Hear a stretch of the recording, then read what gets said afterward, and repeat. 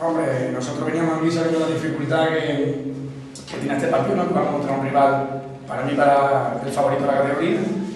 Y bueno, sabíamos que teníamos que hacer un partido trabajando muchísimo, intentando estar muy juntos y intentando progresar la nuestra, ¿no? La verdad que, sobre todo, muy contento con la actitud, con el trabajo de mi futbolista y desearle todo lo mejor de Extremadura, que seguro que lo hace muy bien. ¿Habéis podido ganar incluso al final? Hombre, sí, ver las dos o tres ocasiones que hemos tenido al final, pues ganar, pero también el Extremadura ha tenido la suya y yo creo que valorando ocasiones de uno y otro equipo, lo más justo era un empate, así que la verdad que muy contento por el punto. ¿Esperabais esto o algún reproche? La verdad que, si te digo cómo hemos empezado la pretemporada, ni te lo crees, es increíble. Pero bueno, la verdad que confiaba en mi equipo, sabía que el Extremadura para mí tiene una de las mejores plantillas de la tercera y el mejor entrenador, pero es un premio al trabajo, un premio a la humildad y a seguir trabajando, que esto no nos ha hecho empezar.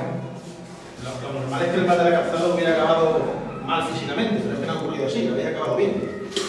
Hombre, ahora tengo a todos los vestuarios realmente muertos, no tienen ni ganas de celebrarlo porque el esfuerzo es terrible, ¿no? La verdad que el Extremadura te exige estar 100% concentrado, que todos los movimientos tácticos que haga lo hagas a la perfección, porque cualquier despiste, cualquier mínima, el gol viene de eso, de una pérdida nuestra y ellos te la aprovechan a la perfección. Entonces, hemos acabado bien, también es verdad que hemos estado muy juntitos, la segunda parte nos ha costado mucho salir de campo propio, pero bueno, también la exigencia de Extremadura nos ha llevado a eso, ellos son los que nos han metido atrás.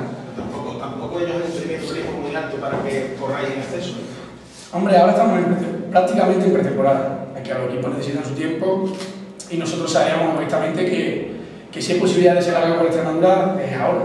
Este equipo cuando está rodado, tengo la total seguridad de que va a ser casi imparable, ¿no?